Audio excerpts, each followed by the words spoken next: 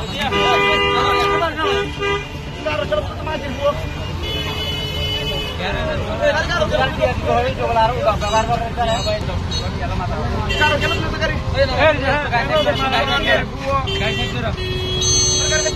আব্দুর রহিম, জাতীয় দৈনিক সময় বায়ান্ন পত্রিকার স্টাফ রিপোর্টার।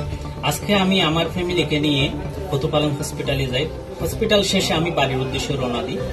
সিএনজিতে ওঠার পরে হঠাৎ কিছু লোক কতুপালং স্টেশনে আমার সিএনজিটাকে দাঁড় করায় এবং চাঁদার দাবি করে। ওইখানে আরো 2 জন যাত্রী ছিল।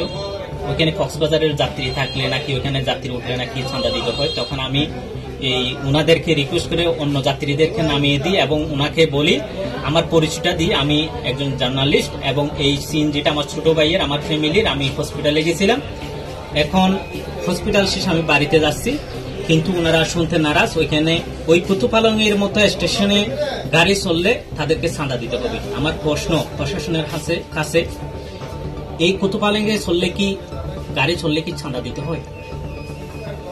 আমার পরিচয়টা দেওয়ার পরও আমি এত হয়রানি। শেষমেশ আমার ওই সিএনজি ড্রাইভারটাকে নামিয়ে অনেক মারধর করে এবং এক পর্যায়ে 999 কল দেওয়ার পরে উকিয়ে প্রশাসন এসে আমাকে এবং সিএনজি ড্রাইভারকে উদ্ধার করে শেষে উকিয়া হসপিটালে গিয়ে আমরা চিকিৎসা নিই।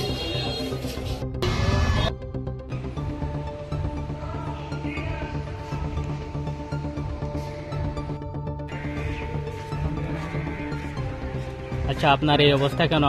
আপনাকে কে মারছে? আমি কতুপালং বাজারে আইসি। কতুপালং বাজারে আইসার পর আমার ফ্যামিলি আমার গাড়ির মধ্যে উঠছে। আমার ফ্যামিলি লইয়া আসার সময় লাইনম্যানে ধরিয়া চাঁদা করছে, চাঁদা না দেওয়ার জন্য। চাঁদা যখন না দিব বলছি, এই জন্য আমাকে ধরে মারছে। ফ্যামিলি বলতে কে? আমার আত্মীয়, আমার ভাই, আমার ফুফু, আমার ভাই। এই ওনাকে নিয়ে আসার সময় আমাকে মারছে চাঁদা না দেওয়ার জন্য।